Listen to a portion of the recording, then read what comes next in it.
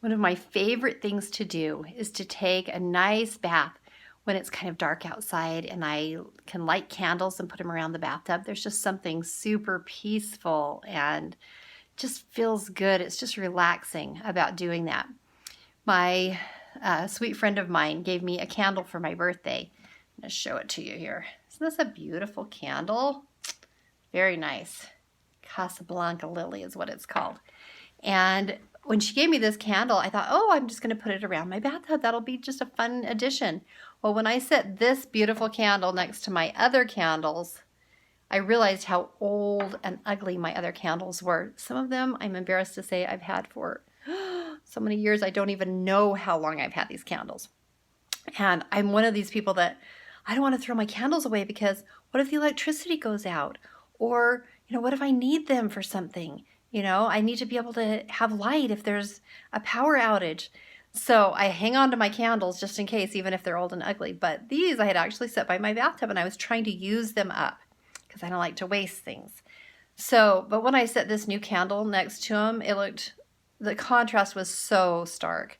And so I thought, well, I'll just set it on the other side of the bathtub so that these candles don't look that bad. So I did that for a few weeks.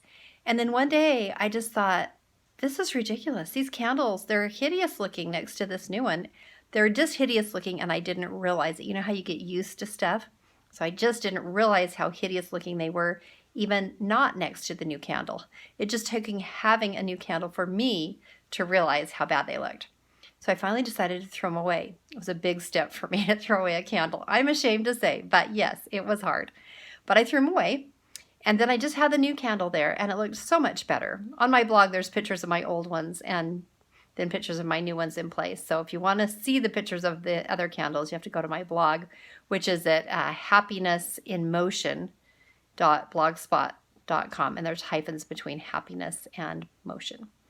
Anyway, the other day, I opened my cupboard in my bathroom and guess what I saw in the back of the cupboard? I don't know if you can see this back there.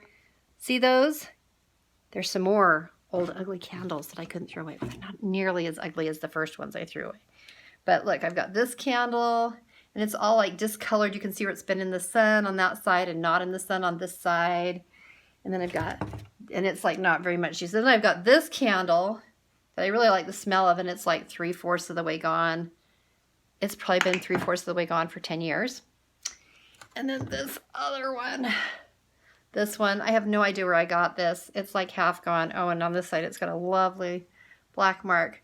And these candles have been stored in here for a long time. And I kind of even forgot they were even in there. But they're there, and they're in case if there's an emergency. Or if I used up my other candles by the bathtub, then I could replace them with more ugly candles. Anyway, I just got thinking about this. And my first thought was about how physically in our homes or in our lives, we have things that we just get used to seeing. We don't realize how bad they look and we don't realize that we could upgrade. So this candle right here was a definite upgrade, right? This is a definite upgrade. It's a very nice candle. And sometimes when we need an upgrade, we don't realize it. Then I got thinking about emotions and how there are things that we store inside of us emotionally that we forget are there, we don't realize they're there, and that are in really bad shape and need to be thrown away. And so these are usually bad feelings that we have toward things, or we've become oversensitive to things. Have you ever had the experience where you have an interaction with someone, maybe someone you know really well, a child or a spouse or a sibling or somebody, and they react really strongly and inappropriately, or maybe not even inappropriately, but just way bigger reaction than you would have expected to get? That's because there's something inside of them that needs to be thrown away that they're not thinking about, but it's in there, like my hidden candles in the back of the cupboard. And when you trigger that, when you trigger something in them, then all of a sudden that hidden thing inside of them pops to the top and it comes out, and it's usually pretty ugly. And it needs to be thrown away. How do you throw away or bring up to the top and get rid of things that are hiding in the back of your emotional cupboard inside of you? There are quite a few ways to do it, but the best way is by journaling. If you can, when that comes to the top, not when it's stuffed back in the back of your cupboard, it has to be like in your mind, like you have to have taken it out of the cupboard. So you have to have taken that emotion out of the cupboard. It's not hiding in the back in the dark, but it's, you know, something has brought it to the surface. A comment someone has made that's made you mad and you don't even know why, or you're super bugged about something, but you shouldn't, or you're thinking, oh my gosh, I'm overreacting. Why am I overreacting? It's because there's something hidden in that cupboard that needs to be thrown away. So journaling is the best way to do that. If you can write down what it is that's bothering you, write all about it, write everything you can think of to say about it, get it out on paper, journaling, and then you need to throw that away because it's now come, it was inside of you, hidden in the back of your dark cupboard. It's come to the surface. You've gotten it out by writing it on paper. Now, how do you throw that away? Well, you can rip it up, send it through the shredder, flush it down the toilet. Might clog your toilet if it's very much writing. Or my favorite is you can burn it. So you crumple it up, you put it like in an old pie tin, or if you've got a fire pit or whatever, and you light it on fire and you watch it burn. It is being destroyed. You are getting rid of it. You are throwing it away. And when you do that, it actually stays gone. You know how like when I took my old candles and I put them in the garbage?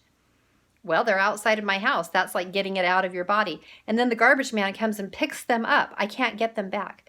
When you burn something or you destroy it in any other way, you're getting rid of it. You can't get it back in the form it was in. You can't get it back. Now if it's something really strong, you might have to do this a few times. There might be more in there that you realize and you're not getting it all out at the same time. You think you are, but if it comes back, you're not. There's more. But it's such a healthy way to get an upgrade. Like my candle. It's an upgrade. And then you will be amazed at how much better you will feel. And you won't be able to be triggered as easily. You won't overreact. And you will just feel more peaceful. You'll feel more relaxed. And you'll be happier. So, whether you need a physical upgrade somewhere in your home, which also feels really good, or you need an emotional upgrade somewhere inside of you where things are popping up that you didn't know were there, give yourself an upgrade. It's a gift to yourself. You'll be glad you did.